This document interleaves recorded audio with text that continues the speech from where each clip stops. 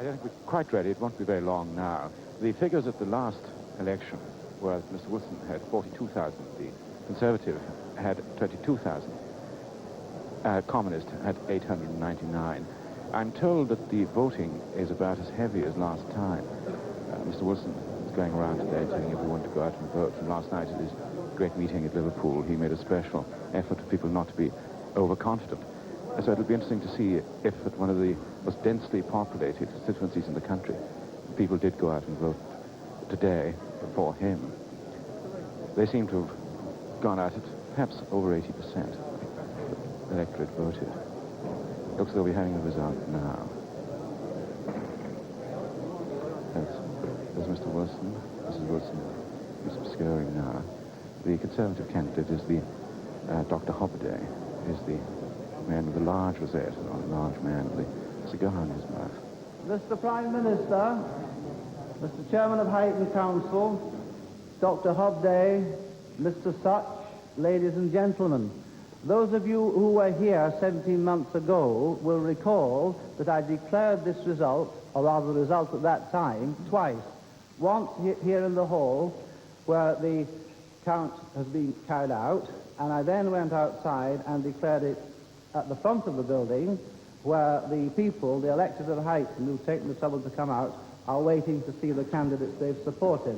I'm going to do the same on this occasion, and I'd be very grateful if I could have your cooperation in keeping the concourse clear until the candidates have got through to the front of the building. House of Commons, Mr. I can assure you, the press particularly, that there'll be plenty of time to get through and get yourselves in position for reporting or for photographs at the front of the building. Well, here is the result of the Huyton election of 1966. It is signed by me, Donald Wilgus, the Deputy Acting Returning Officer for the Huyton constituency. The total number of votes given for each candidate at the election was, for Thomas Lerion Hobday, 20,182 votes. For David Edward Such, 585 votes. For James Harold Wilson, 41,132 votes. Mr. Wilson's majority, in my very quick calculation, is just up. The vote does seem to have been slightly down. It's a 21,000 majority compared with 19,200 last time. And I declare that the undermentioned... Wilson's vote is fractionally down, the majority is fractionally up, but as far as he is concerned, these are minor matters. The fact is that we've now seen enough of the results of this election to know that he has passed the acid political test of any Prime Minister, which is picking the date of the general election. He picked this one very carefully. And here is Harold Wilson. Mr. Deputy Acting Returning Officer, Mr. Chairman of the Huyton with Roby Urban District Council, Dr. Hobday, Mr. Such, and friends. It is my honor and privilege tonight, Mr. Wilgus, to move a hearty vote of thanks to you and to all your staff and those who have acted on your behalf in the conduct of this Huyton general election. We have all of us, I'm sure I'm speaking for my colleagues who have been candidates in this election, though they will have an opportunity, of course, of speaking for themselves. Labour we have all been gained impressed by the unfailing courtesy we've had from you, Mr. Returning Officer, and from all your staff at all points during this campaign. And considering that we are in Huyton with Roby, one of the largest constituencies in the country in terms of votes, I would like to be the first to congratulate you on the speed and the dispatch with which this count has been conducted. I should also like to thank, if I may, my opponents for the courtesy with which this campaign has been fought. I have not had the pleasure of meeting my Conservative opponent, Dr. Hobday, of course, of whom I've heard a lot. Labour have gained Bradford West. I've not had the pleasure of meeting him till tonight. 1,534. I have, on the day of our nomination, actually met the independent candidate, but I would like to say to both of them how much all of us, I'm sure, of all parties, appreciate the courteous way in which this campaign has been conducted. I want to say, if I may, to my supporters, who haven't seen very much of me in this campaign, how much I appreciate the tremendous efforts they have put in all parts of this widespread constituency. Because of certain national preoccupations, I've been absent from the constituency more than I would have liked. But it would seem, if we are to judge from the result of the 1964 general election in Huyton and the 1966 general election in Huyton, that the more I keep myself away from the constituency and leave it to my supporters, the greater our majority appears to be. I would, however, pay tribute to them, and above all, to Mr. Arthur Smith, my agent, who has done such a tremendous job.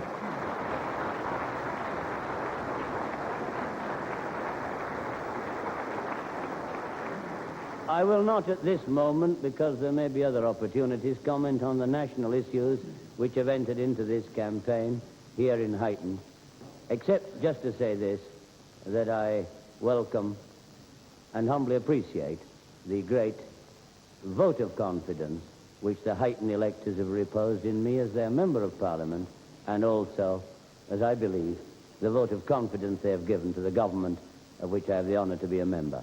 Thank you very much, and once again, Mr. Wilgoose, thank you for all you have done. Ian, even while the Prime Minister was speaking, more evidence of the tremendous victory that he's won in this election. Labour has gained Oxford, Uxbridge, Bradford West, and perhaps most surprising of all, there's even a recount in Ernest Marple's seat of Wallasey. Now let's take the details. First, Leighton. And this will be perhaps one of this and Smethwick are the two perhaps sweetest victories for Labour. Patrick Gordon-Walker avenging 2 defeats and by a handsome majority. And in fact doing a bit better than Mr. Sorensen did in 64, a slight swing to Labour in Leighton. Now Uxbridge, Charles Curran beaten, almost inevitably. Conservatives held this with a very small margin. But a low swing there. He's held on very well, 1.6 swing only. Hornchurch, Mr. Langdon. Again, another seat held very narrowly by the Conservatives. Mr. Langdon is comfortably beaten. 2.2 swing in Hornchurch. And now I think we can take a look at the state of the parties board at 11:39.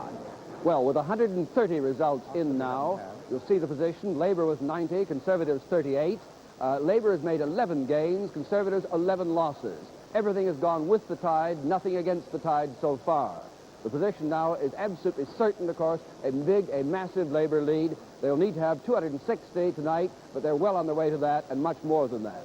On the party lead board, you'll see the position that Labour's lead is now 52 over the Conservatives. It only had to be 70 in order to be sure of forming a government. It's now 2 hours and 40 minutes since the polls closed, and 500 results still to come. A quick look now at the key seats and the way in which certain of them have changed sides. These are the seats that Labour has gained so far, a total of 11. Exeter, Hornchurch, Godfrey Langdon out, Smethwick, one of the sensational results for Labour, Peter Griffiths out, Andrew Folds in. Lancaster, the Conservatives lose Humphrey Barclay, their most progressive figure perhaps in many ways on the back benches. Eton and Slough, Monty Woodhouse out at Oxford, Charles Curran out at Uxbridge, a total of 11 so far, with every probability of 120 seats in all, representing Labour's majority before this is over. Leicester South West, Herbert Bowden, the leader of the House of Commons, holds his seat comfortably. Another man who had a tremendous load in this knife-edge Parliament. Berry and Radcliffe, seat that Labour won in 1964, now held comfortably by David Enser, who you've seen many times on television as an actor. 3.1% swing there. John Bidgood, that was a replay. Bidgood held the seat up until 64. One thing I can say, I've just been handed some news. News is coming in from Saigon that Viet Cong terrorists have attacked a multi-story American army billet, wounding a large number of soldiers who were indoors at the time. We will, as I said right at the beginning of this program, keep you up to date with news other than that of the general election. But the general election is our main preoccupation now. Ian? Oxford, confirmation of the headline you saw. Monty Woodhouse, the former junior minister, has lost his seat. Wonder what if Cowley had any effect on this, the news trial, one way or the other. 3.7% swing there in my own constituency of Oxford. Isn't Evan Luard a fellow Don, too, David? He is, yes, he's a fellow of St Anthony's.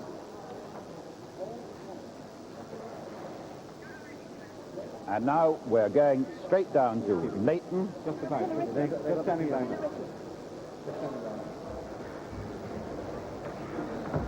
Well, we're down with you. We're down with you. Oh, we're going to Billericay, are we? Here he is, I must say. Okay. I'll get him back, don't worry. This is Patrick Gordon Walker, who's... Are we on? Can you tell me? Because I can't hear. Can you? Okay. Mr. Gordon Walker, who's just converted a loss last time of nearly 8,000 into a win here at 8,000 at Leighton. Well, so what do you think made the difference this time? Well, how do you account for this? Well, everything was different this time. The weather, the climate of the populace, of the people here. I understood why they felt as they did in the by-election, but they've changed, and I think the people of Leighton are just beginning to take me to their heart, and I hope this will go on. You look a lot happier tonight than you did last time. I anyway. certainly am. I've enjoyed the campaign all the way through. It's been a very good campaign. Now, what do you feel about Smethwick? Smethwick went back to Labour tonight. Now, what are your feelings about I'm that? overjoyed about that. I knew it would happen. I didn't think it would happen, I must say, by quite such a big majority. But I knew Smethwick was very decent people would come to their senses. Do you think you could have won it this time? I think I could, but it was better to have a change. This was wise. Now, what do you think you're going to go back into Parliament as, Mr. Gordon Walker? Well, as member for Leighton. But what else, perhaps? I don't know. Well, the Prime Minister said he may be setting out the post of Minister for Europe. Now, if he offered you that, would you accept it? No, you mustn't ask me that sort of question. You're not the Prime Minister. But, I mean, you wouldn't be averse to accepting an office like that? My broad view is that if you're asked to do something for the party, you do it. Yes. What have you learned from both your defeats? That Leighton and... One of the reasons that he didn't know if he was on was because we saw Billericay about to be declared. Billericay? And here is Mr. Jack Cooper, the Deputy Acting Returning Officer at the microphone. Billericay. This is the result of the election for the Billericay constituency. Edward Lucas Gardner, Conservative. 38,371. Eric Moonman, Labour. 40,013.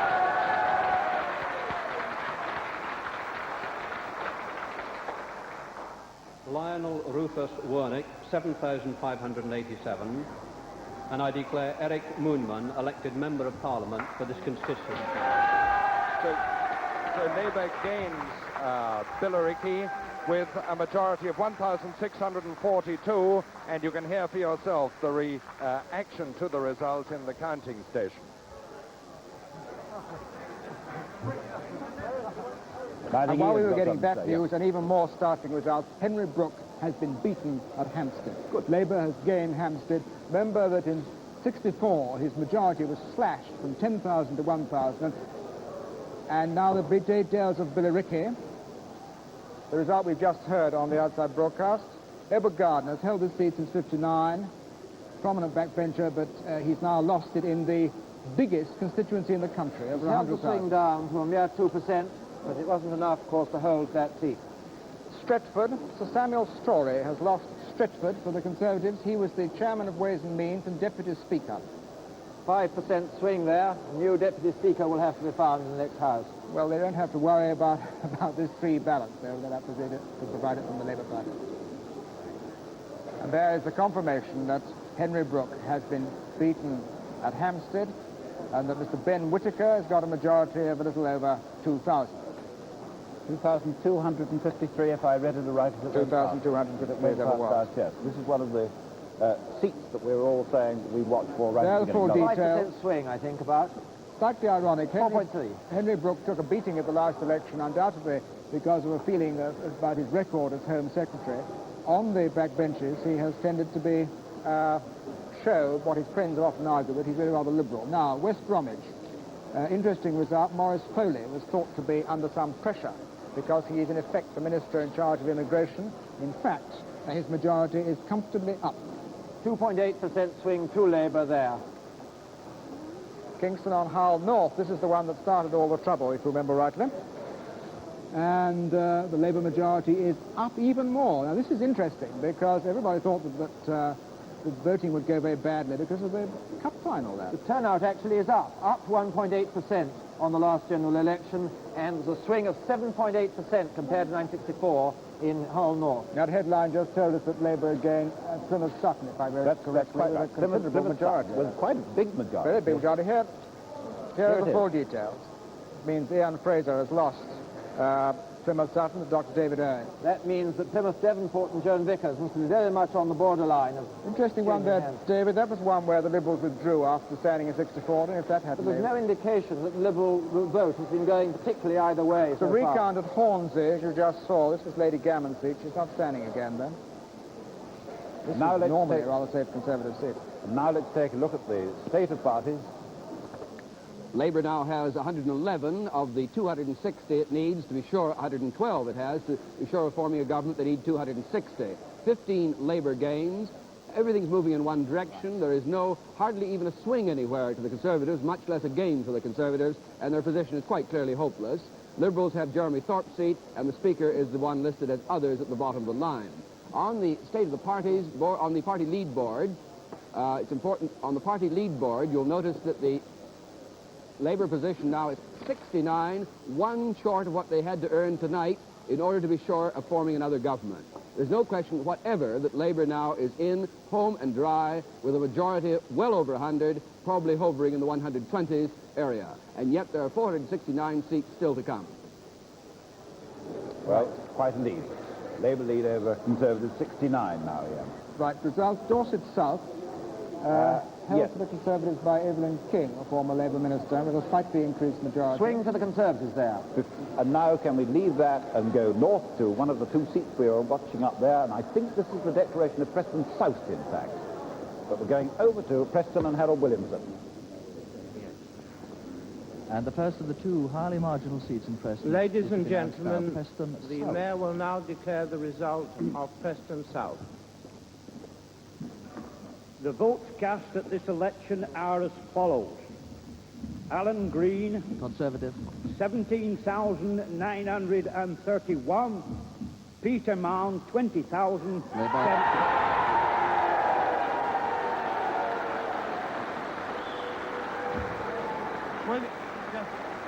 Will you please be silent a moment?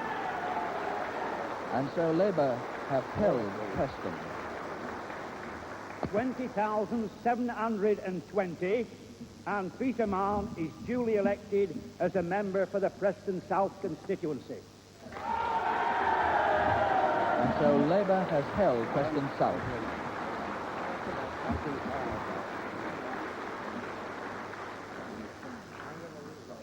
Well, this was a seat which Labour won at the 1964 election, got back from the Conservatives with a majority of only 348.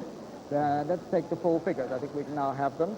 And they've bumped that majority from, remember, 348 up to 2789. 3.7% swing, turnout well up in Preston South. Peter Mann became the new MP in 64. His brother, Simon Mann, is the Labour candidate, and I thought almost certainly the Labour MP again for Bootle. Robert McKenzie for a quick comment on the party lead board. So remember earlier I said Labour needed to lead tonight by 70 to be sure of forming a government. Labour is now leading already by 71 with the polls not yet closed for 3 hours, not yet midnight. Labour, therefore, is absolutely certain, beyond question, to form another government on these figures. There can be no question about it, and it'll be a big majority of well over 100. Well, now we've got quite a number of results coming in here, and I think we ought to clear them off, don't you, rather quickly. Let's do so. Beginning with Sutton and Cheam, Mr. Richard Sharples holds the seat for the Conservatives, safe Conservative seat. 2.3% swing. Leeds North East, Sir Keith Joseph, former housing minister, holds the seat with a reduced majority. 3.9% swing against Sir Keith Joseph. Now another minister back, London Battersea North, Douglas Jay, President of the Board of Trade. 7.3%. Something odd about that. Another minister, London Southwark, Ray Gunter, the Minister of Labour, one of the big successes of the Labour government in the last 17 months. 4.7% swing to Labour in Southwark. This majority's up, but it's a to say. Bradford South, George Craddock, one of the Labour left-wingers, holds the seat. 4.3% swing to Labour. Ruislip Northwood, a Conservative suburban seat. Mr. Petrie Crowther holds it for them. A 3.1% swing to Labour in Ruislip Northwood. And now Fulham and Michael Stewart's results against a gaggle of 5 opponents. 3.1% swing to Labour there. The independents didn't make much difference. Except for Miss Sheriff from Gibraltar. She picked up more than any of them. 700. Ipswich. Dinglefoot, the Solicitor General, holds the seat for Labour. 3.7% swing in our first result from East Anglia, and since there's some marginals there, that may be encouraging for Labour in the rural seats there of that obstinate part of the country. London Paddington North. Ben Parkin holds the seat for Labour. 5.2% swing to Labour. Been Labour ever since 45. Kilmarnock and another minister, Willie Ross, Secretary of State for Scotland. 0.7% swing only. I think it's our first Scottish result, and a very low swing there. And now a Labour game, Bradford West. This means that Labour now holds all 4 seats in Bradford. Arthur Tiley was the former Conservative member. A 6% swing, which must threaten 2 or 3 seats, such as Shipley and Pudsey in the West Riding. And Winchester, Rear Admiral Morgan Giles holds the seat for the Conservatives, obviously a safe Conservative seat. And a very low swing, only 0.6%, and the Liberal vote was up there, up 1.9. First Liberal increase since Birmingham Ladywood, I think. And now the full Hull North figures. 7.8% swing compared to the last general election, and an improvement slightly on the by-election. Turnout up despite the cup tie. Will you remember the by-election, which, as it were, was the forerunner of the general election? Now, Rochester and Chatham, the seat which Mrs. Ann Kerr won off Julian Critchley at 1964, and Julian Critchley has failed to win it back this time in a replay. But a very low swing there. Walthamstow West, the other half. Edward Redhead, Minister of State, Education and Science, held it. Sir Attlee's old seat. Aubrey and Hale Rowan, John Horner has held this one for Labour. This was one that was thought that might go against the tide. Certainly hasn't. John Horner of the Fire Brigade. Bootle, this is the other man I was telling you about, Simon Marm, with a splendid pair of moustaches. He holds the seat for Labour. Very low swing there, only 1.4. Ian MacLeod's result, Enfield West. Ian MacLeod, in this safe London suburban area, holds the seat. About the same majority, David. Yes, I haven't got the figures here at the moment. Farnham. Now, this is interesting. The Farnham result, this brings back to the House of Commons Maurice Macmillan, who was beaten at Halifax in 1964, son of Harold Macmillan, now back in the House of Commons. 2.6% swing there. The Liberals keep second place, you note. Middlesbrough West, Jeremy Bray, who won the seat at the by-election some years back, holds it quite comfortably. 3.2% swing to Labour there. One of the outstanding younger Labour MPs should be in line for a job in the new government. New Forest, Sir Oliver Crossway there, holds the seat for the Conservatives. Obviously, it's a very safe one. They always notch it, 5-figure majorities. 2.1% swing there. Liberals keep their vote, the same vote they had last time. Now, Birmingham has won Sir Edward Boyle's seat, which he holds, but with a reduced majority. It used to be the second safest seat in Birmingham for the Conservatives. It's now very marginal. Nonetheless, that brings back Sir Edward Boyle. Rochester and Chatham, there are the full figures. You remember we saw it on our special Rush electronic system. Now here's the full count. Increased only 1.1% swing there. Now we're going down to Bexley for the declaration down there of Mr. Heath's constituency. James Rothman's looking on. I think they're just about to declare, James. I can't find this fellow to give me a cue.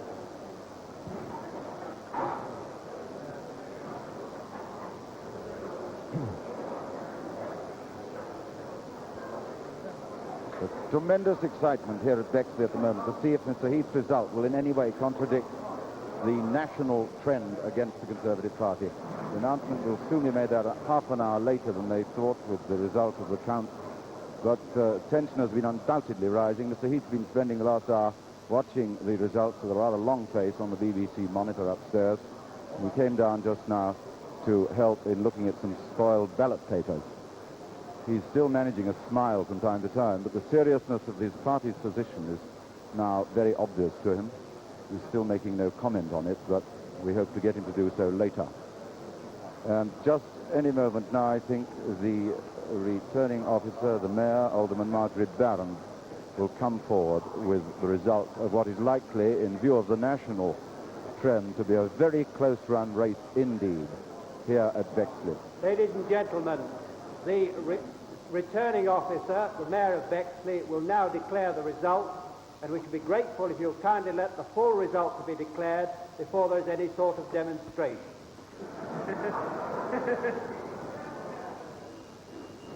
I hereby declare that the votes cast at this election are as follows. Butler, Russell Leon, 24,044. Heath, Edward Richard George, 26,000. Mr. Heath holds the seat with a much reduced majority. 377. The Leader of the Opposition is back with a much reduced Lloyd majority. Richard Faulkner, 4,405. Liberal. And that Edward Richard George Heath is elected as member for the Bexley constituency. Great excitement, much anger from the Labour supporters who are coming to the hall. Much anger, quite good-natured anger, and a not very broad smile from the Leader of the Opposition. We can't be too happy about that majority. I think he's going to make a statement.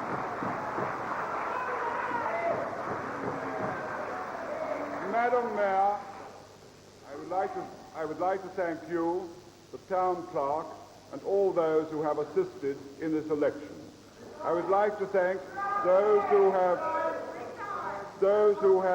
been doing the counting tonight, and the police who have assisted throughout the day in the election, and all those who have been working in the polling booth. I would like to express my gratitude to them for the work which they have done, and to thank you, Madam Mayor, and the returning officer for presiding over this election. I would also like to thank my opponents for the way in which this election has been fought.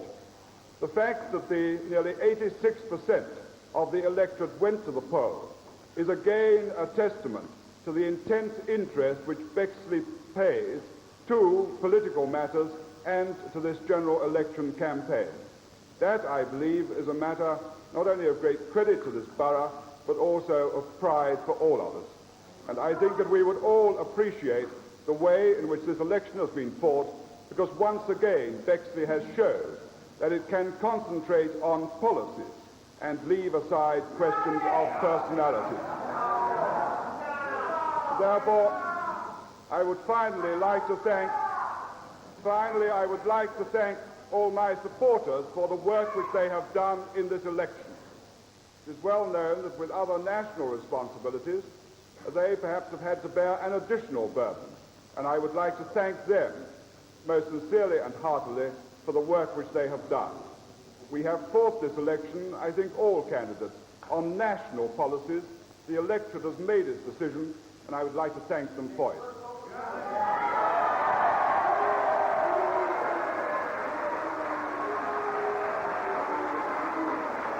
Now, the Labour candidate, Mr. Russell Butler, comes forward to make his... Well, Mr. Heath clearly accepting the national position that his party is going down to its heaviest defeat since 1945. A very bitter night for him. At the same time, he has held his own seat. This is important. It means that he has his own power base from which now to rebuild, or start to try to rebuild the Conservative Party. He's kept the swing there down to just about 2.5%, well below the national average, and you can perhaps take comfort from the fact that in Huyton, Mr. Wilson's swing was also way below the national average at a mere 2.3%. Now I think we ought to go over and join Robert McKenzie. Bob? Well, this massive Labour victory is now piling up. It's well over a 100-seat majority, that's certain. It could be 115, 120, a little less than the average prediction of opinion polls, which seem to be 150. But it will almost certainly be a bigger Labour majority than the Conservatives had in 1959, and indeed only somewhat lower than they had when they had 146 at the 1945 election. Now, a few of the people who have been out already, we know Humphrey Brooke is defeated, we know Julian Amory is out, we know Charles Curran is out. Among Conservatives who have survived so far, Maurice McMillan, Quinton Hogg, Keith Joseph, Ian MacLeod. Almost everybody you can think of on the Labour side whose result has been declared is, of course, in. And some people are back, like Gordon Walker, who've been out for a time. Ian McCardo, we've just learned, is also back. So let's now look at the state of the parties as it stands now, just after midnight. There you've got it. Labour 156. They need to get 260 tonight before they're sure of victory, but of course that's well on the way now. 16 gains for Labour, no gains for the Conservatives. The tide is utterly uniform across the country with only a few ripples occasionally going the other way. Liberals, Jeremy Thorpe, but of course most Liberal seats will have to be heard from later on in Scotland and elsewhere. The Speaker is back as the one listed as others. Now the party lead board. Here you'll see that Labour's lead is 91 over the Conservatives. It only had to be 70 at the end of the night to be sure they were in office. And so, 2 minutes after midnight, there's just no question at all about it. A massive Labour victory is a dead certainty. Now, Ian, one of the results that we were hoping to see declared from our cameras was Preston North. But here is the result. But we were down at Bexley at the time. This was a seat, you remember, that Julian Amery held the last election by only 14. Any sort of swing, he was bound to be swept away, and he has been by about 2,500. London Battersea South. 3% swing there on an increased turnout. London Battersea South. Another that Labour won in 64. We rushed it up as a possible Labour marginal, but it isn't that sort of night. Labour held it with a very comfortable majority. 4.2% swing to Labour. Birmingham All Saints, another that the Labour Party won at the last election. Brown Walton won it by only 470. His majority has now got to 4,700. Big swing there. It doesn't seem that the West Midlands are in the least different from the rest of the country this time, although they were very much slow in swinging to Labour at the last election. Brown Walton joins Ivor Richard, two of these young, able Labour backbenchers who've got back. Now, 7.7% swing there, very high one. Very high. Swansea West.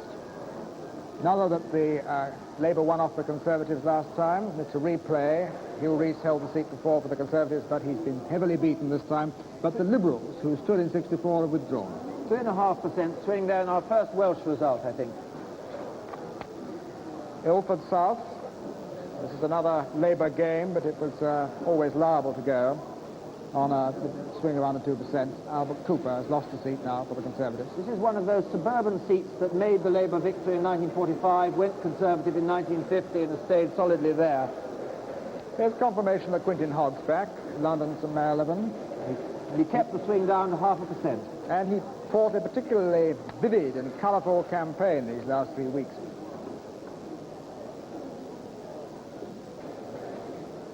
Well, now, any time at all, I think. I'm sorry to come in.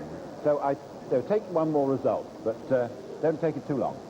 Let's take Epsom. Sir Peter Rawlinson, former Conservative Attorney General, held this as indeed, he's sure this is a very safe Conservative seat. Labour takes second place from the Liberals. And take that London Peckham, Mrs. Frida Corbett. Big figure on the LC, old LCC. It's a safe Labour seat. 8% swing to Labour there, 8%. And now I will interrupt because I've got one eye on the Prime Minister's constituency of Huyton. I told you that we were going to watch and wait with him all night. Well, he's up there now in Huyton and just waiting to talk to us. So over now to Huyton. Mr. Wilson, are you now prepared to claim that you will definitely be the next Prime Minister, that you will remain Prime Minister? I think we'll wait for the final results to come in. As soon as one party's got 316 seats in the House of Commons, I will say that party has won. You'll make no claims before then? No. Any results given you special satisfaction so far? I was quite pleased about the result in Huyton. I think it's proved that, I'm afraid, that the more I'm away from Huyton, speaking of the country, the bigger my majority. I think that's a tribute to my supporters who worked so hard to get me back. Wasn't the election called by many people, in the press anyway, tawdry and boring? Looking back on it, do you think there's anything in these criticisms? I think it got a bit boring. I think our opponents made the mistake of getting up to fever heat from the first day, and I think the fever heat was a little bit synthetic. And we just went on quite strongly with the line that we were putting in the election. I don't need to repeat it, I've said it so often. I don't think it got very tawdry. I think there's a lot of abuse. If a serious economic crisis does confront the country, political leaders did not wish to talk about it for fear of damaging the pound. I talked about nothing else throughout the election, and this is certainly true of our leading opponents. On the other hand, I think there was a real awareness of the economic problems that we have been facing, and I made it very clear that we are still facing economic problems despite the very considerable progress we've made. I think what the result so far, through Huyton anyway, shows is that there's a great deal of confidence in the country, the ability of this government to weather any storms that might arise. At the same time, it does appear, Prime Minister, that you're likely to have a majority of the order of 3 figures. Might this not increase your economic difficulties by increasing foreign concern that there would be, for example, an increase in what they regard as pernicious socialism and nationalization, for example? Oh, good heavens, no. I think, I mean, we've had a lot of arguments in the last 3 weeks about, in this country, about the economic situation, and being people who've been perhaps playing down the achievement that the British people have recorded over this last 18 months. But overseas, there's a very clear awareness of the fact that this government is absolutely determined to make the economy strong, and I believe that that there will be an improvement in overseas regard for sterling and the economy due to the fact that they are, if the results continue in this way, are convinced that we shall have a government able to carry out all the steps necessary to make sterling strong. May not your Vietnam policy also be under attack from the larger left-wing element that is bound to come in with a larger majority? It's been under attack quite considerably in the last 18 months when we had a majority of 3. I don't take the view that some rather naive commentators in the press, for example, take that the bigger majority the government has, the greater our difficulties.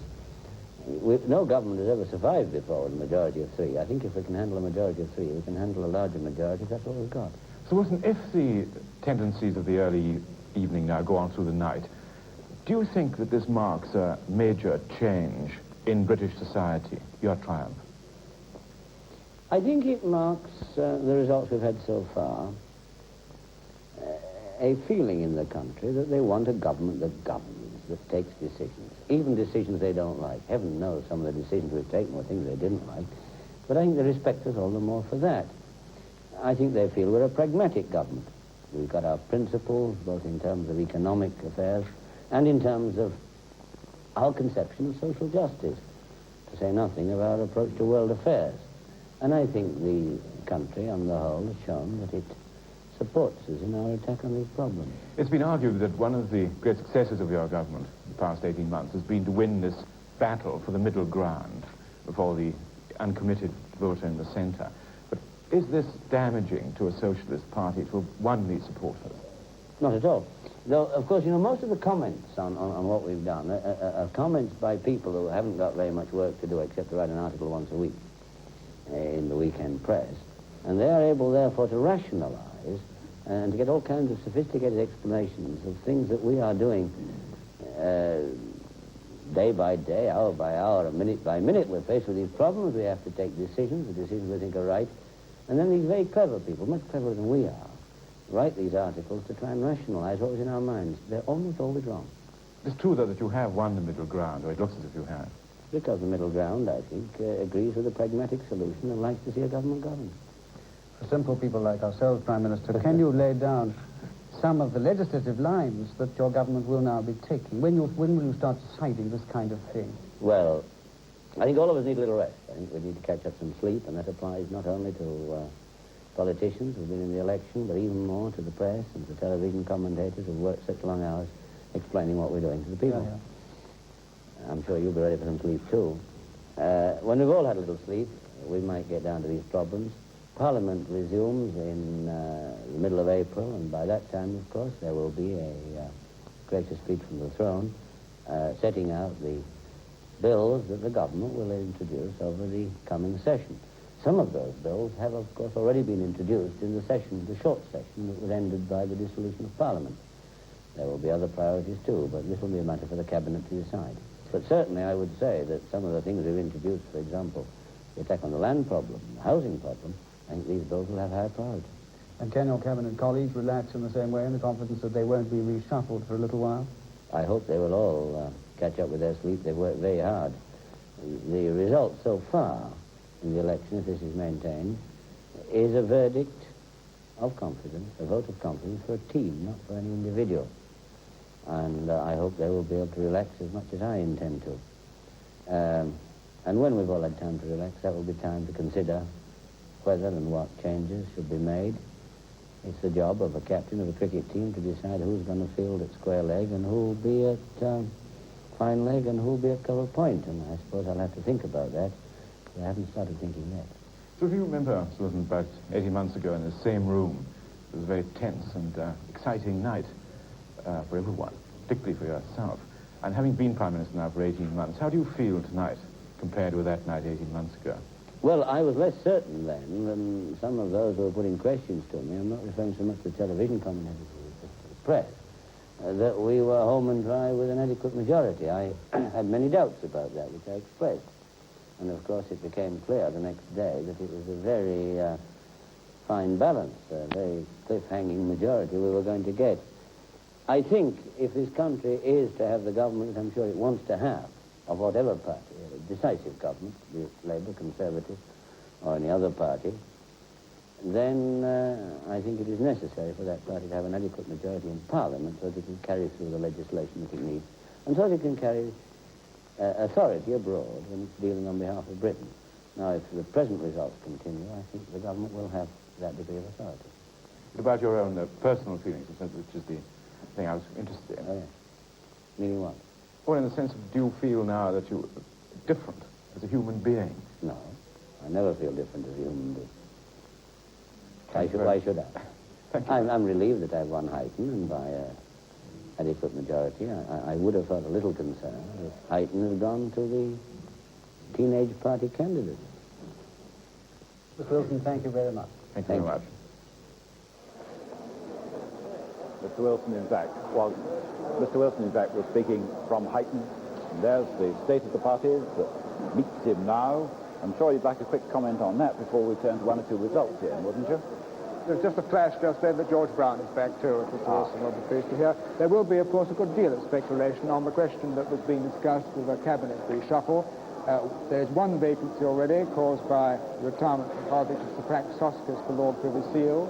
The Ministry of Land, where knowing is being abolished, and of course Patrick Gordon Walker. Can I have a comment from David? The majority looks like, on our computer at the moment, being 127 overall, and we gather that competition of the PA and other networks is moving towards our figure.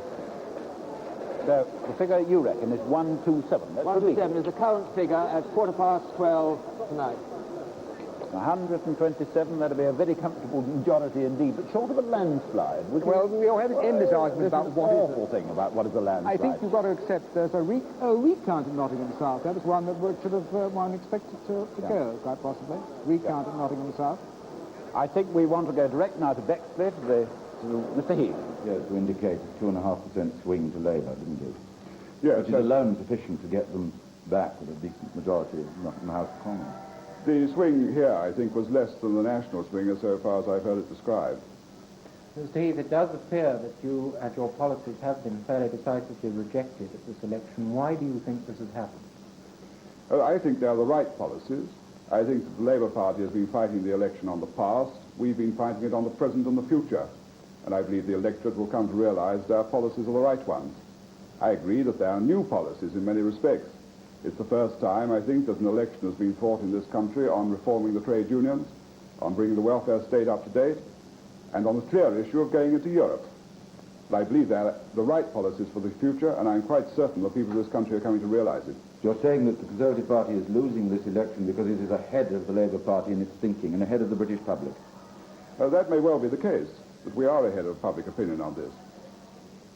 Mr. Heath, you took the major burden of the actual campaigning, particularly the television campaigning, into your own hands. Do you feel that you were perhaps mistaken to do this? No, I don't think, I have no regrets about the campaign at all. But of course my colleagues were also playing an enormous part in the country. I think the way in which the campaign was covered on television and in the press made it appear that the emphasis was perhaps on the leaders of the parties.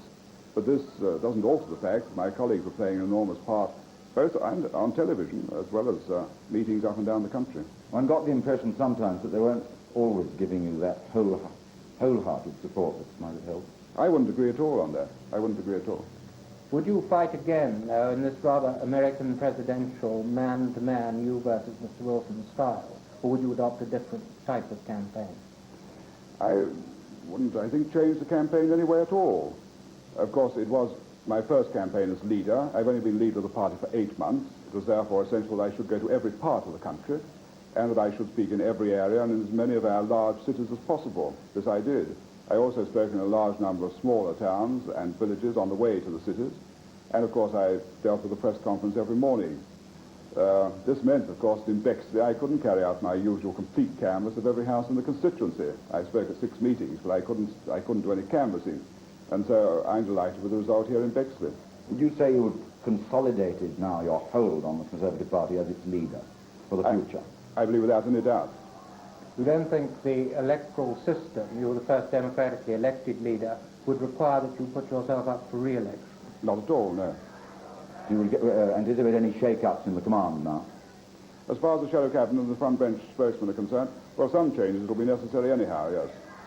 A lot of people have said, foreign correspondents in particular, that they felt this was a very dull election and almost nothing distinguished the attitudes and policies of the two sides. Looking back in a year or two's time, will you say this was a turning point of any sort, do you think? I think it was, for the reason which I've just given, that we were seriously putting forward new policies which we believe are right for the times. I'm sorry that any of the foreign correspondents didn't find it exciting. We tried to present them in as exciting form as we can, and I believe they're exciting policies. I believe that getting our economy straight and bringing the welfare state up to date and going into Europe, I believe all of these are exciting policies. It wasn't their fault that the Labour Party chose to fight in the past. They were fighting the last election all over again. To look forward, how will you conduct the opposition? Vigorously. What do you think will be the most difficult immediate problem facing the government? The economy. Do you think it's going to be as serious as it's sometimes indicated? It'll be as serious as we said. And they have refused to discuss the economy. Thank you very much. Well, now, as we come back, can I apologise that we missed it, and it was only the first very few seconds what Mr. Heath was saying. They, in fact, gave us the wrong clock there. Now, over to Robert McKenzie. Well, that statement of Edward Heath's is really of great interest. Customarily, a party leader at this stage will say, as Mr. Wilson did, we'll wait for the 316th result going to one party before we'll say anything decisive about it. Now, while it's not customary to concede an election, Mr. Heath spoke in the past tense throughout, and in effect conceded now completely, and I would have thought without qualification, that his party has no chance of winning this election, and this is the closest thing you can get to the concession of defeat in a British election. And he did not stand by the convention of saying, I will wait till one party has 316 results. So I would treat that as final. Now, Mr. Heath has said, in effect, the election is over. All right, now we've heard from both of the leaders. Now I see waiting, I presume, in Newcastle. Oh, well, let's take a quick look at the state of the parties then. There we are. Yep. All right, and I see waiting in Newcastle, by the look of it, Ted Short, the chief whip, to talk to him, Robin Day. Mr. Short, thank you for waiting for us. If you are chief whip in the reformed government, do you expect more trouble from a majority of 130 or so than with a majority of 3? Oh, of course not. We'll have very much less difficulty. We'll get a great deal more sleep. Why should we have more trouble? The suggestion is that because you have more people, those who may disagree with the government from time to time will feel freer to air their disagreements because there isn't so much risk of bringing the government down. No, I don't think so. The Labour Party is a broad-based party, and we've always tolerated a fair amount of dissent. Indeed, this is our strength, I think, as a party. Do you think that this larger majority will increase the proportion of the so-called left wing in Parliament or not? Oh, I don't think so. I think these terms, left wing and right wing, are very often meaningless. Mr. Short, do you intend in the new government to push ahead with what you said about remedying the injustice to the Liberal Party, which you touched on last October?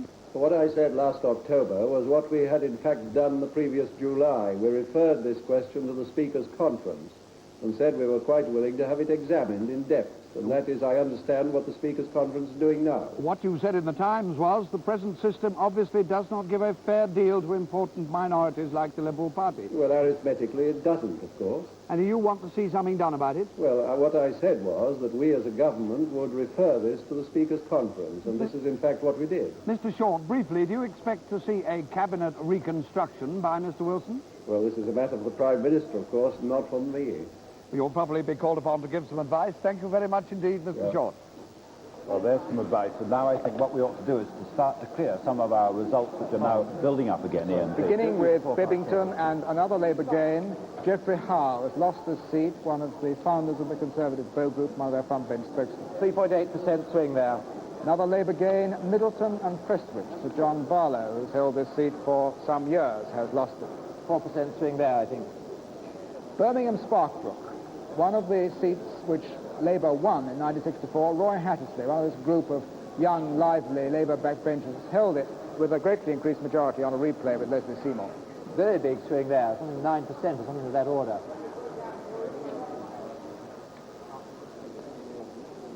I think I see a declaration. Chislehurst, Labour gain. Here it is. Chislehurst, and we've got the full figures. This means that Pat Hornsby-Smith has been beaten at Chislehurst by about 810. 810. Oh, there we are. There are your results. Pat Hornsby-Smith has been beaten by Alistair MacDonald, who's a bank clerk. Only a lowish swing there, only 2.5% swing, but enough to put Pat Hornsby-Smith out. Now the result from Belper and George Brown. 1.6% swing to the Conservatives in Belper. The Labour majority actually went down there. Labour withdrew. Now Bolton East, this is the seat which Labour won at the last election because of the collapse of the pact between the Liberals and Conservatives both in Bolton and in Huddersfield. 6% swing to Labour there in Bolton East. London Putley. Hugh Jenkins won this seat off Sir Hugh Lenstead in 1964 and he's held it. With a 2% swing to Labour there. Another bearded member. Norwich South. Christopher Norwood beat Geoffrey Rippon here, 1964. Geoffrey Rippon's moved off to calmer pastures. Christopher Norwood's held the seat for Labour. Lowish swing in our first Norfolk result. Middlesbrough East, and Arthur Bottomley is back. Another member of the Cabinet. And with a big majority. Barking, Tom Dryburgh, member of the Labour National Executive, has held this very safe Labour seat. 2% swing there. Hitchin, what Mrs. Shirley Williams might be described as a television producer's favourite MP. She's held the seat with a greatly increased majority after winning it in 64. Dennis Healy has held Leeds East. Dennis Healy, the Secretary of State for Defence, has held this always safe Labour seat. 3.6% swing to Labour there. Liverpool Toxteth. Mr. Crawshaw, who beat Reg Bevins, the former Conservative Postmaster General in 64, has held the seat. 2.2% swing in Toxteth. I think there's a headline coming up now, another Labour gain. This time it's Cambridge.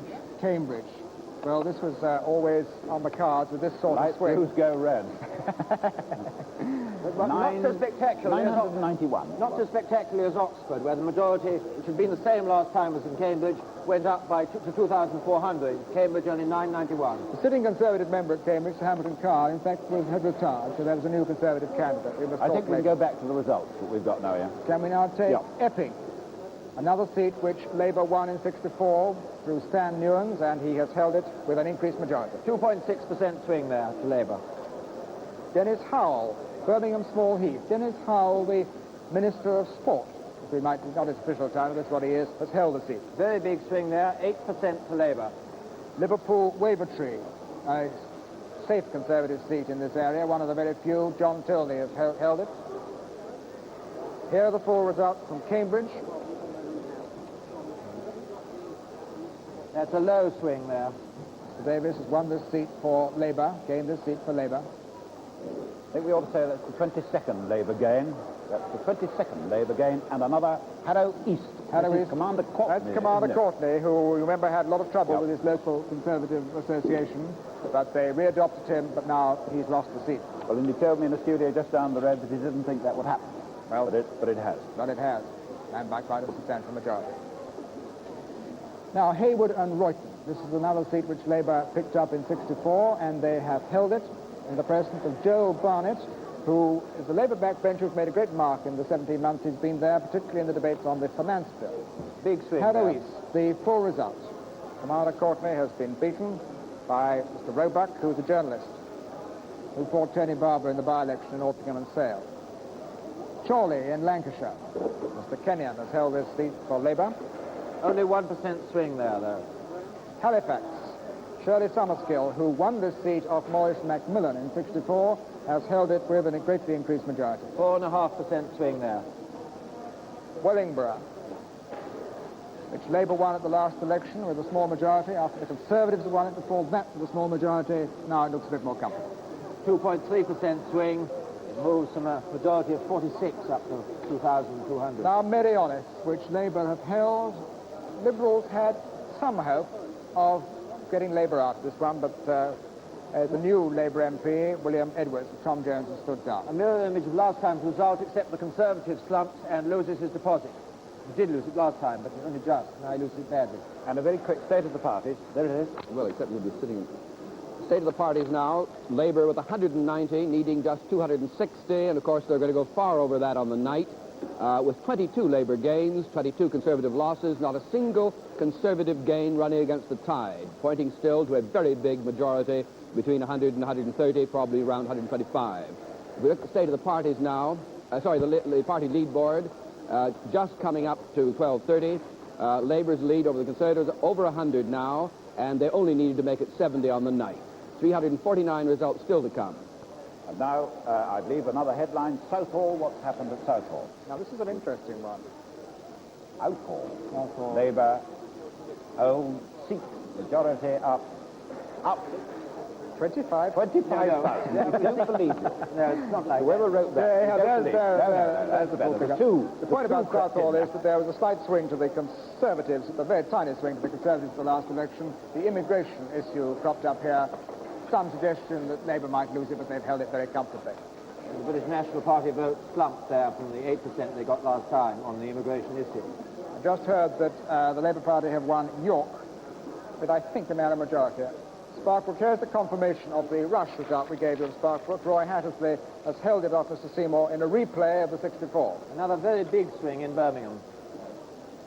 So Brown, Walden and Roy Hatt. Now, Birmingham, Edgbaston, this was a seat which was vacant because of the death of Dame Edith Pitt. Mrs. Jill Knight, who is a prominent figure at Conservative conferences, has now become the Conservative member for Birmingham. 7% swing there, another very big swing in Birmingham, the safest seat, Conservative seat in Birmingham. And now another headline is coming in, another Labour game. Let's see which one this is. This is your York. This is York. Ian had this on our electro writer that I was showing you early on. 6,000, a tremendous swing there. This means that Charles Longbottom, one of the young, liberal, progressive, Conservative backbenchers, has lost the seat at York.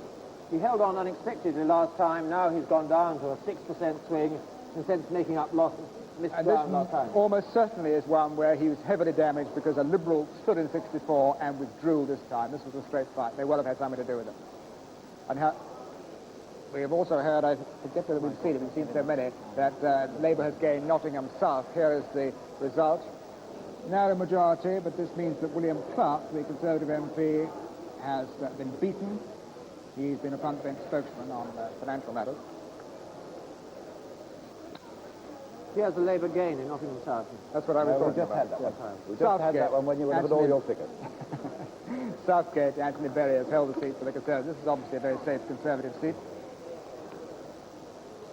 Shrewsbury, Sir John Langford Holt, has held the seat with a halved majority. If this is a very traditional Conservative seat, they should certainly hold it even in this sort of situation. But this suggests that the Wrekin, which is the marginal Shropshire seat, might well go Labour. Glasgow Central, a new Labour, a safe Labour seat, obviously, but a new Labour MP, Mr. Macmillan, a wood machinist. Mr. McInnes has stood down. We've had it for some years before that. 4.7% swing, and I think the first Glasgow seat we've heard from. And a headline, Belfast West. This is interesting. This is the one seat in Northern Ireland which Republican Labour Party have gained. Well, Belfast West. Now this is one that we were saying right early on. This is the one. This is one of the Northern Ireland is a law unto itself. In fact, David will correct me if I'm wrong, but the Ulster Unionists have been beaten by various combinations in Belfast West. There was a famous election in 1951 when they were beaten by only 26. Irish Labour won. They won by. Irish Labour won by 26 votes in 1951. Yeah. Now I think we'll have a look at the state of the parties. Well, here we are now with about 295 in, 296, and the position changing as we watch it right now. Labour with 199, needing only a few to reach that 260 on the night, and there are at least 150 more results to come tonight. 25 Labour gains, not a single Conservative gain, the tide going uniformly in one direction with rather bigger waves in some parts of the country than in others. One Liberal, but then it's been the Jeremy Thorpe seat, and we haven't heard from the areas where the Liberals may still hold a number of seats in Scotland and Wales. Others, of course, being a Speaker safely back. And so the party lead position is now Labour with 103 lead over the Conservatives, and well home and dry.